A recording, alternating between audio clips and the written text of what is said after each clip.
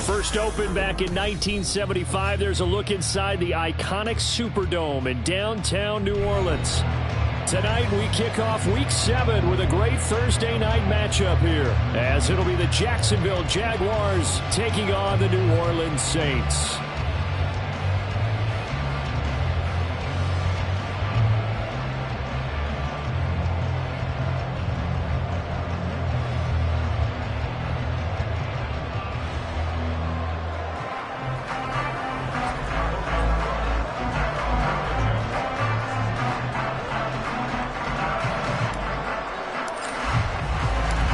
Toward the halfway point of the NFL season, Week 7 is underway on EA Sports. And that one will bounce out of the back of the end zone, so we will start here at the 25.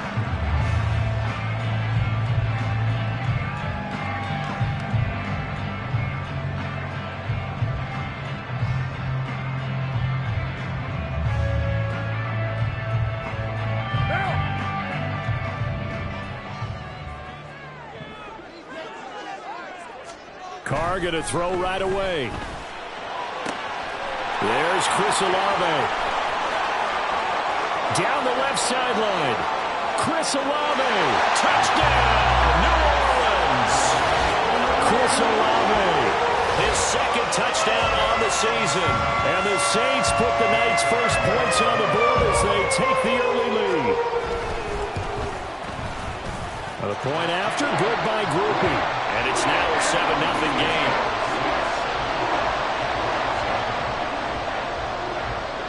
After the touchdown, here's Groupie to kick this one away. Now Jamal Agnew from his end zone. And he's up across the 25 and down at the 28.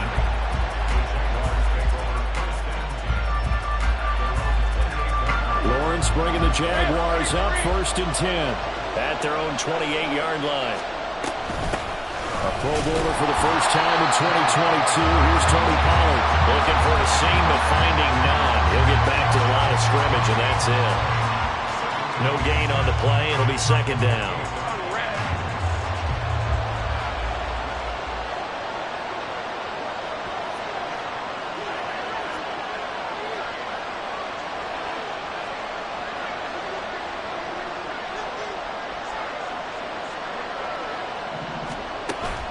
Play action. It's Lawrence.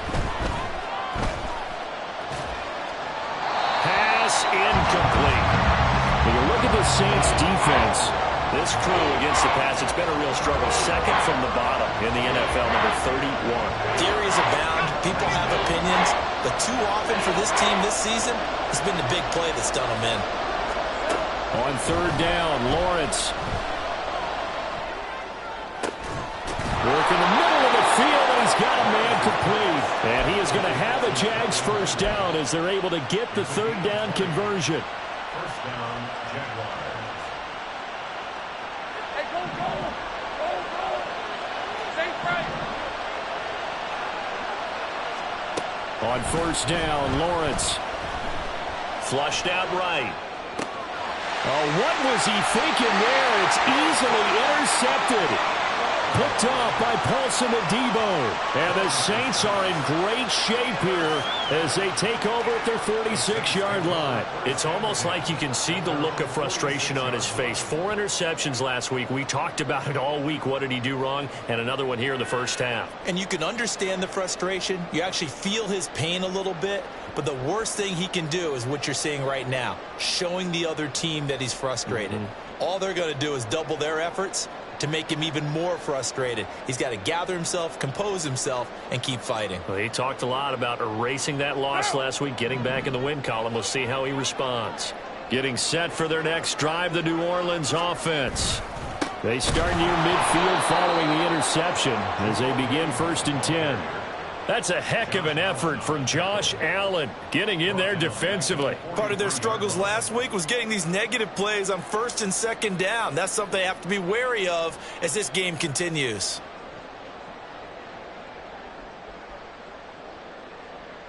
A 3-yard loss to start the drive. They'll look to make that up and then some on 2nd and 13.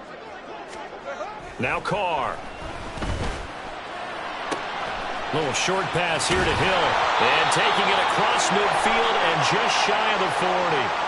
So they'll accept that penalty, and that'll, of course, move the football up the field.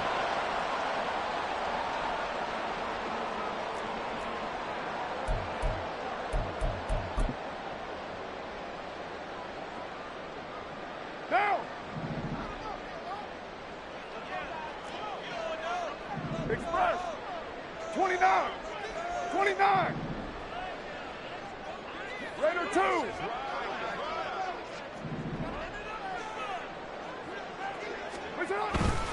Coming left is Kamara. And a good run here as he'll rumble all the way down to the 40-yard line. 12 yards there, good for a Saints first down. Now, look, that wasn't a huge gain, but those are the types of carries I think they were missing in their loss last week. They couldn't get him going on the ground. Did you get the same feeling I did during our meetings, that they kind of regretted that he didn't touch the ball? Absolutely. You know, hey, he should have touched it more last week. They weren't going to make that same mistake, and they've taken care of that early.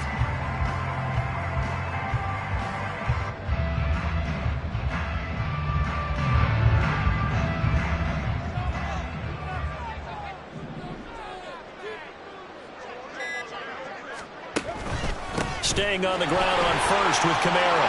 There he goes, left side. Now he's loose down the left sideline. Touchdown, New Orleans. Alvin Kamara. He has career touchdown number 78, tying it with both Eddie George and Frank Gifford on the all-time list. And the Saints have taken a 13-0 first quarter lead. Groupie able to add the PAT. And it's now 14-0. After the touchdown, here's Groupie to kick this one away. From his end zone, here comes Agnew. And he'll be stopped right around where he would have been had he gone down to a knee, maybe a yard shy of there at the 24. The Jacksonville offense set to begin their next drive. And they're in an early hole. The first drive, they threw the interception. That led to a touchdown, so decent-sized deficit early on. It is, but I think you hit the key words early on. So they have to decide, do we even need to change game plan, or do we just need to execute better and try and get back in this game? And this passing game's whole offense really didn't show up in the loss last week, and it hasn't started all that great here either. Yeah, and they can't let that incompletion become an uh-oh moment. Like, oh boy, here we go again, just like last week. Each game is its own entity, treated as such.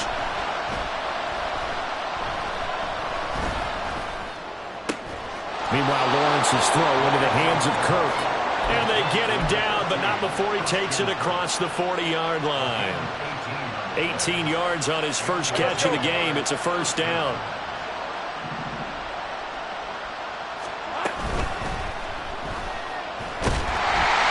And the Saints pressure gets him. Brought down for a sack. Miles Jack working free that time to take him down. They just gave up a sack there, and if I'm not mistaken, they gave up 4 last week, didn't they? Yes. And just looking really porous, aren't they? They really are, and I'm wondering if they're going to have to start thinking about keeping the tight end in, maybe a back, someone to help assist, because right now, the quarterback's been getting hit a lot in the last couple of games. A good job defensively to hold that to 4 yards, and now it's third down. Right where this set of downs started, they need a full 10 here to pick up the first down and move the chains. Here's Lawrence to throw. Oh, and his early struggles continue. Here's another one intercepted. It's the Honey Badger, Tyrann Mathieu. And he'll take it across midfield to the 46-yard line. Well, they're certainly not giving much help to their defense, are they? Because for the second time now, that D has had to run back out on the field early after an interception. And remember, on the last drive, the opposing side took it in for 6 after that interception. And a pretty good burst right there as he'll take this down to the 33. 65 yards rushing for him now as he has gotten the night off to a hot start. Well, they're making a real first-quarter statement with the run game, no doubt. For those who remember old-school football, running it, establishing things, seeing backs find holes, get through them, they've got to like what they're seeing from this unit so far. Right now, they've decided to, as you said, establish the run game, and they've been successful doing it. Well, they'll be marked down at the 27. 6 with a gain of 7. Well, they're making an effort to get the ground game going tonight. So far, it's working. I like what we're seeing from the offensive line. They seem to have the leverage going, and they're controlling things and reestablishing the line of scrimmage, moving that defensive front backwards. But also like what the runner's giving us, too. It appears that he's been waiting all day long to get out here and take off. Here's 2nd and 3.